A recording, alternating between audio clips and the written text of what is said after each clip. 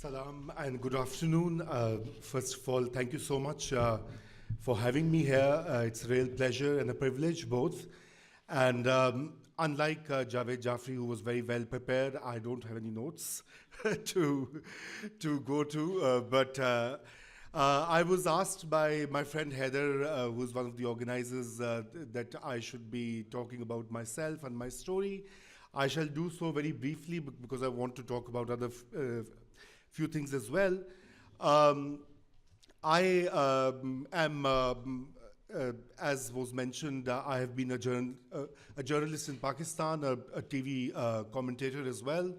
And nearly 5 years ago, I faced a very serious attempt on my life, which I luckily survived, but my companion who was driving me from the TV studio in Lahore, Pakistan, was killed, and one more companion of mine was seriously injured, and he is severely paralyzed. And why did that all happen?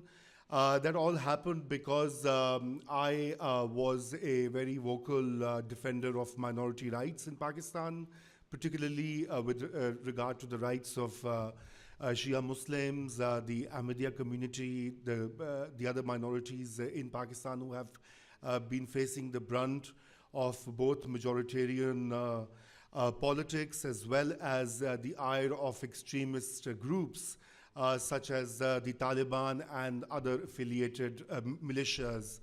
And I did not realize the perils of taking them on and criticizing them day in and day out, every day on TV, as well as through my writings.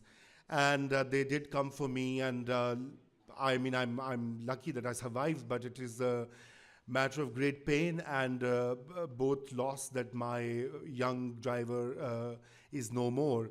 Part of that, as Javed Jafri very eloquently mentioned, the inspiration, of course, came from figures like Hazrat Imam Hussain, who are not just religious icons, but as was very wisely mentioned, I mean, they are historical and global figures of both, typifying the quest for social justice and fighting against all the wrongs that we see in our daily lives and across the globe. Hussainiyat is not just limited to Muslims or the Islamic faith or the traditions that we face. I mean, Hussainiyat is a constant and continuous process of challenging the iniquitous and the brutal structures that we face in our everyday lives, and speaking up against that, and even be happy and willing to give a sacrifice to get that particular wrong corrected. And that has been my inspiration for a long time, and so many others as well, because it is not just a one-off thing, because you have to constantly battle, and it's a battle both against yourself as well, and also what you see around you. What we are facing today in this world, in a very strange moment that we all live in, is that, perhaps the world has never been so unequal. Just a handful of few billionaires across the world own more than 80% of its wealth. And even if you look at the structures, whether be it the UK or the USA or India or my country, wealth and income inequality is perhaps the worst for at least a century. And that has obviously its implications. And one of the implications that we see is the rise of fascist or what we call populist movements across the globe. Whether it is the USA or Turkey or India or Brazil or the Philippines, you see these strong men taking advantage of these aspirations and anxieties of millions of people, and presenting formulas and solutions which are plainly fascistic in nature. And that is why we are also witnessing some unprecedented things where, the president of the Philippines celebrates the fact that he has killed people with his own hands and that he wants more people to be killed on the streets of the Philippines.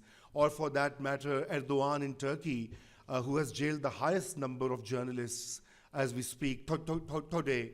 And one of the victims of this assault on global freedoms has been how the journalists are being treated. In 2018, more than 54 journalists were killed across the globe, and at least 40 of them were premeditated murders.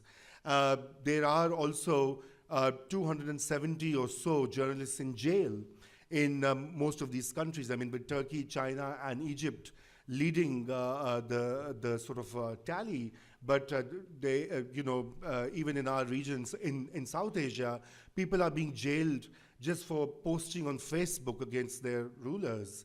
I mean, in Bangladesh, in India, in Pakistan, all three countries have been arresting ordinary social media users for criticizing the policies of the government or highlighting some of the wrongs that are going on.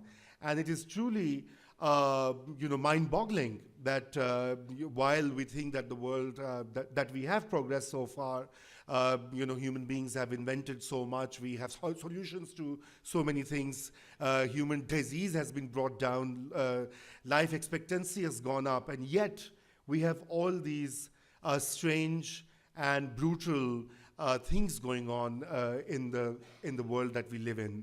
And not just that, I mean, also the way the structure of international relations is organized, we also have a major challenge there. I mean, as we speak, a very poor, perhaps the poorest of the Arab countries, Yemen, is being bombed by a rich neighbor, Saudi Arabia. And much of the arms supplies come from the UK and the USA. And there is just no either enough consciousness about that or sensitivity to the fact that 15 million people are actually starving in Yemen. I mean, there are kids who have died in the past 2 years, basically due to a lack of basic diet and medicines, because there has been, the Saudi government has prevented, a lot of these supplies going into the country. And that is something that we often don't see or read in the mainstream media or even in the mainstream narratives that we talk about. At the same time, we also have this highest number of refugees and migrants, I mean, both linked to what is happening in Syria or other parts of the world. And corresponding to this highest number of refugees who are forced to leave their homes and their countries is an equal amount of fear and suspicion and xenophobia. That is not just apparent in Europe or the UK, but I mean across the globe. I mean, again, it's a very global phenomena that this kind of fear or suspicion of people who are forced to flee to save their lives and their families are being treated in such a abject and such a wrong manner. And I guess all of these global trends call up for a recourse and a revisit to the ideas of Hussainiyat and the ideas that human beings are equal and that social justice and equality of a human being is a paramount idea, and that it cannot be compromised ever.